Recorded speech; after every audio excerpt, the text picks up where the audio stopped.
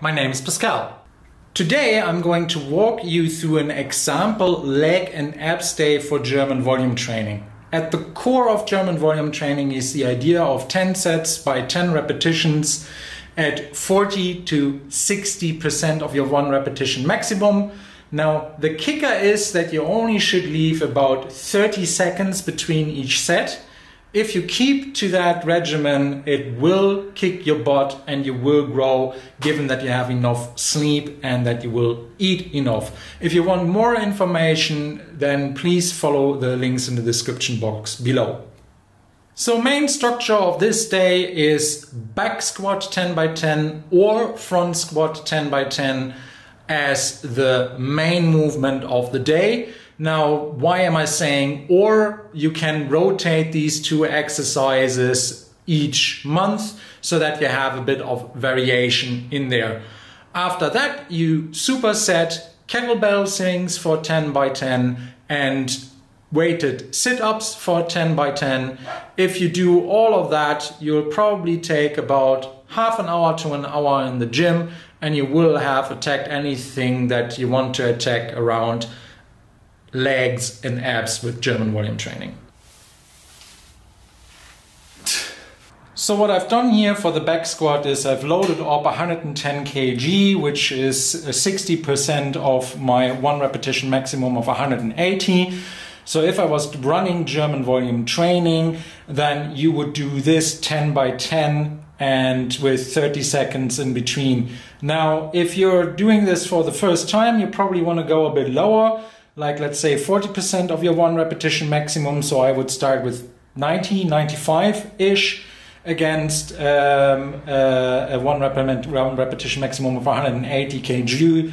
Because believe me, the first 3 to 4 sets will be easy, but then afterwards this really starts to suck. Okay, so here 110 for you, and maybe also a few tips on the back squat itself if you are a beginner. Otherwise, just skip the next 2 or 3 minutes of the video. So for the back squat, first tip would be that you actually have a setup where the hands are always in the same position. So what I see a lot of people doing is that the grip varies between the knurling and the markings on each set that they are doing, and they're also not really getting tight. To avoid that, very simply, use your thumb.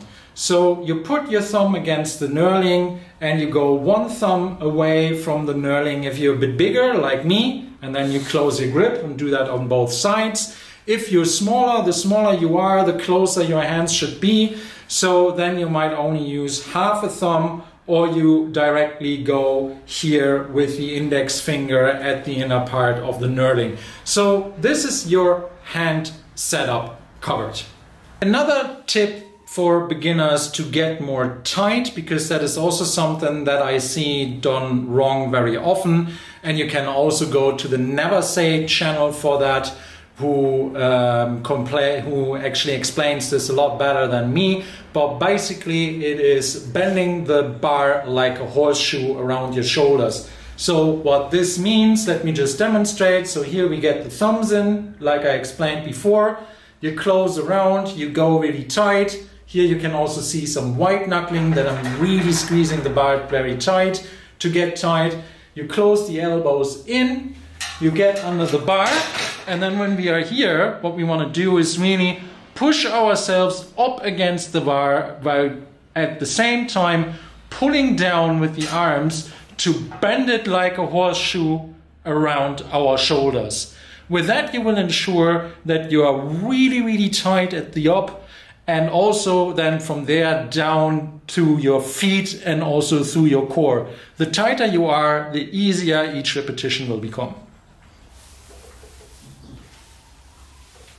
So same story for the front squat as for the back squat. I've just demonstrated 100 kg. My current repetition maximum for that is 140. So that would be a bit too much for German volume training. And with the front squat, I personally like it quite a lot, especially when you're having a bit of lower back pain, because it is not as strenuous on the lower back than the back squat is. So on all of my heavy deadlift days, where I also had comp squats actually programmed in, I switched them now to front squats, and you get kind of the same effect, but with a lot less pain when you're going to bed. So that's my 2 pence to you on front squats. Now the idea here is on this template that the back squat or the front squat will be the main lift of the day, followed by a superset of 2 ab related workouts. Here the kettlebell swing and then the weighted sit up. Now let's go ahead with some tips on the front squat. Again, if you already know how to front squat, or if you don't like me and how I front squat, fair enough, then just skip the next 2 minutes. Main thing about the front squat is really the grip, and I don't have a lot of wrist mobility myself. You know, there are people who can just hyperflex it in any direction under the sun. I'm not one of those, but still I would encourage you to try to get the proper front squat rack, which is with the arms like this, rather than this whole, you know, Russian Molotov dance, whatever kind of action. I mean, okay, you can do that, but try to challenge yourself to actually get in there and do the front squat properly. So a few tips for that, even if you're not that mobile. So you don't necessarily need to have the whole hand around the barbell. Of course, that is what you should aim for. But what I do is I actually leave the pinky finger out, okay? And then I go in on both sides and then really ram your throat into the barbell so that it is really, really uncomfortable, and then on rack. Because if you do this, you will have the most stable rack position that you can possibly have. What a lot of people do wrong and therefore struggle with the front squat is that they're not committing to really getting in tight and near to the barbell for the rack position. If you do that, then the barbell will land somewhere here, right? Way too low, rather than here on the shelf. And what you then have is the possibility of dropping it up front, or some of these nice CrossFit Games videos where people do the clean and rack it somewhere here and then they melt under the barbell. So really, you know, the main thing is, if you can't do all of the fingers, take 1 finger or 2 fingers less, right? And then do the whole thing of getting in here, really ramming yourself into the bar, and then unrack. Once you're done with the back squats or the front squats, rack your weights, be nice, and put the barbell away, and then you move on to using the kettlebell. So for the ab work, do some kettlebell swings and weighted sit-ups, which I will demonstrate next. So I personally like hardstyle kettlebell swings, which are of the school of Barbell. If you wanted to get any kind of ebook from him, get the Simple and Sinister one. Kettlebell swings are explained there in a lot of detail and what to take care of in the movement.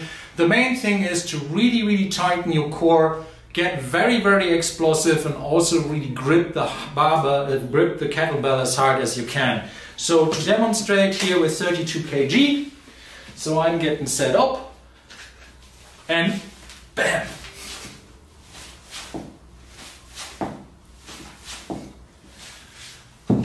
So you see, I really work my core, keep everything tight, make the kettlebell float, and nothing like, you know, spaghetti arms with a kettlebell or anything like that.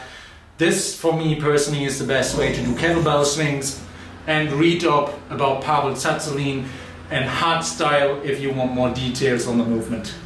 So now last thing to do are weighted sit-ups, and there you go, there's Cupcake, our little bulldog. So if you are not able to do them weighted, no problem, then just do normal sit-ups, 10 by 10, 30 seconds rest in between. When you do weighted sit-ups, the variation I like most, preferable over plates, are 2 kettlebells. These are 7.5 kg each. You know, you can also take something lighter or nothing at all. And then what you do is you go down, You extend the arms like this. You really lock in the shoulders. Then you let your English Bulldog give you a kiss. And then you go up. 1, 2. So believe me, these are rather challenging. If you do 10 by 10 with 30 seconds in between, you will work your core, and that will conclude your legs and abs day with free weights on German volume training. Thanks for watching. Please like, subscribe and tell your friends about my channel. Have a very nice day and I hope to see you soon. Bye bye.